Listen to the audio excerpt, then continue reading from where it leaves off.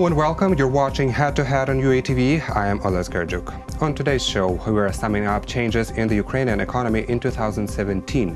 What has become successful and what made the country less appealing for foreign investors and donors. To have a clearer view on the issue, we are joined in the studio by Oleksandr Savchenko.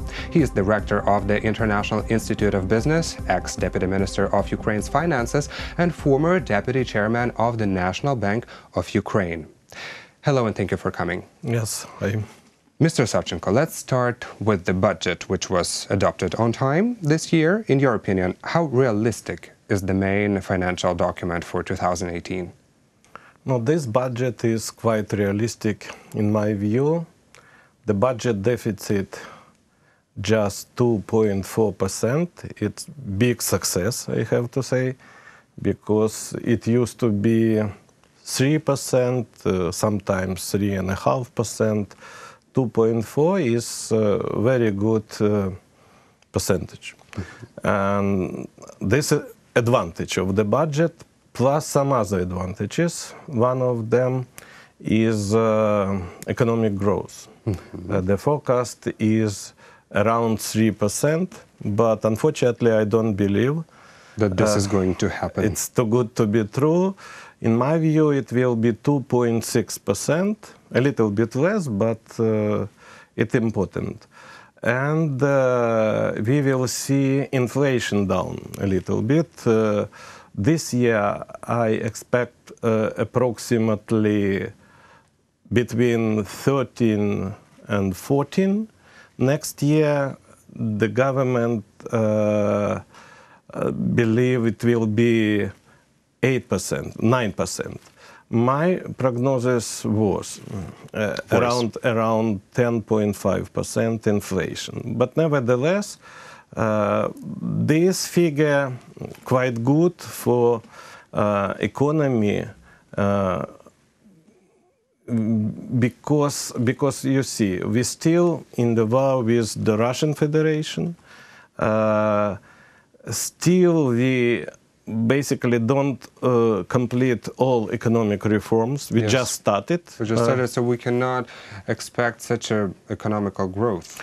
Correct. And plus corruption. We start the process of fighting with corruption, but we far away. We're really far away from the completion. Mission is not completion, unfortunately. And this is three obstacles: the war with Russian Federation, corruption, plus incomplete economic reforms. And our main donor, the IMF, is concerned about the great risks in new Ukrainian budget. Plus, we keep falling short in privatization and also in anti-corruption reform, as you mentioned. How could these influence the next tranche, which is planned on spring? Let me finish your thought. Okay. Yes, and that's why I believe next year we will not see a huge foreign direct investment. Plus, we will not see huge credit facility for Ukrainian business. And that's why these two reasons keep me in the much lower trend of economic growth, not 3%, 2.6. Okay, with regard IMF cooperation, I believe we will stop this program because a lot of delay, a lot of obligation we don't fulfill, a lot of commitments which are out of reality, and under such circumstances, as a rule, International Monetary Fund stop cooperation and start immediately new program.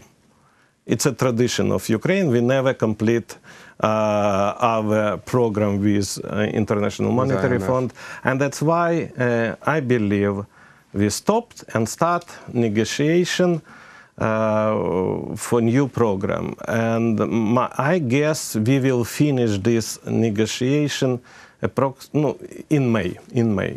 This my forecast. What are these commitments out of reality that you mentioned?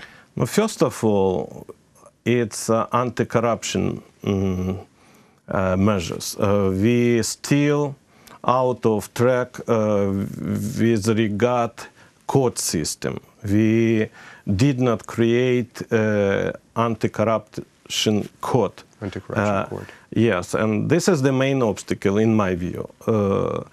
But there are a lot of economic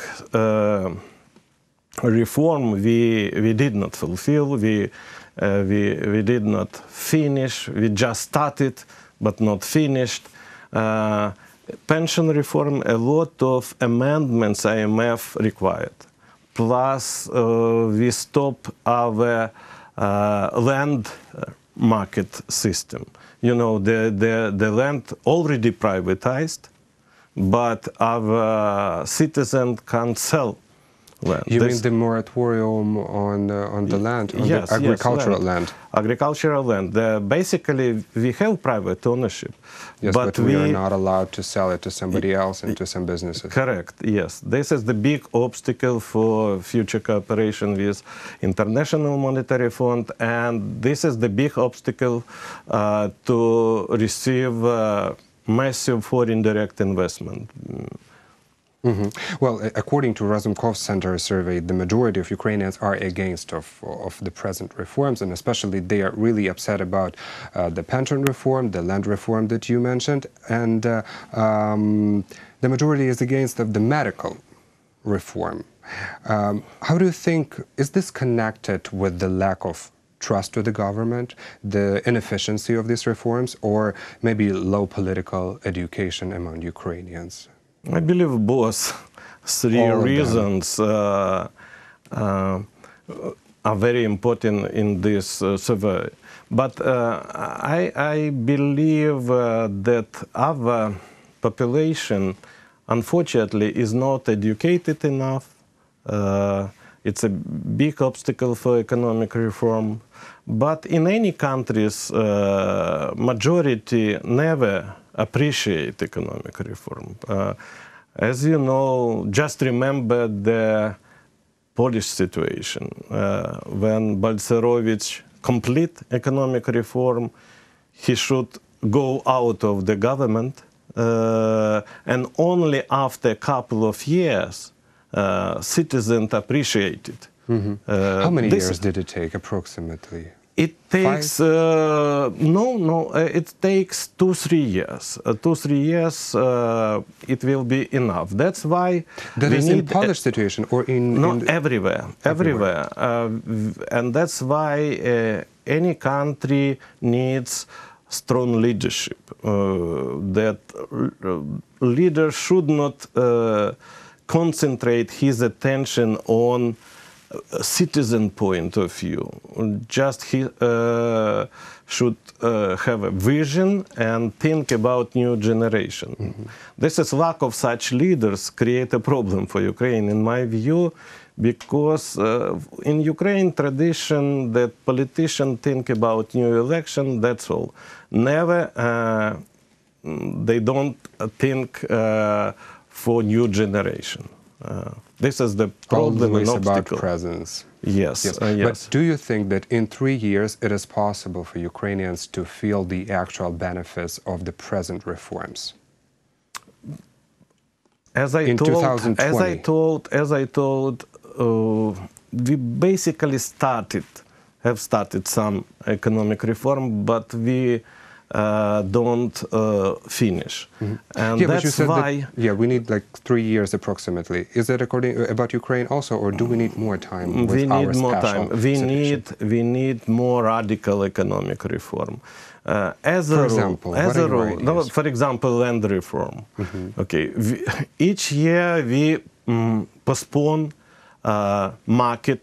land market. Each year, just in last week, okay, deputy voted for ban to sell agricultural land. but much better approach to create the concept, to create the plan of selling of land, and that's all. Next year to start. We just delay. The same situation with pension reform. We done couple of steps in right direction, but it's not a real pension reform. And this is the problem in my view, and such kind of reforming of Ukrainian economy will keep us with very low economic trend. Under such condition, I can't believe we see economic growth more than 5%. But such poor country as Ukraine needs much higher speed of our development. 10% is a normal economic growth for such country like Ukraine. Mm-hmm. So we have to keep reforms stricter and faster. Faster, unfortunately, next year will be year before election. And the political tradition, it's not possible to start economic reform just 1 year before election. Much better situation start economic reform just after election, and it should take not more than 1 year. Mm-hmm. That it should be, scenario should be prepared, plan should be prepared, it should be done immediately, and then I believe in success. That's why practically and theoretically I with you that in 3 years we will have a normal Ukraine, but I believe the new government, new parliament start economic reform just next month after election. Right after elections. In 2 years. Okay, so the next year will be pretty calm about the reforms. Correct. Okay, and the very last question, because we're running out of time. What currency rate should we expect in 2018? Unfortunately, 30 hryvnias per dollar is normal rate. But much better for the government and member of parliament set up not a fixed rate, but corridor. I believe much better for next year to put such figures like minimum 26 hryvnia per dollars and maximum 30 hryvnia per dollars. If reform started, it will be 26.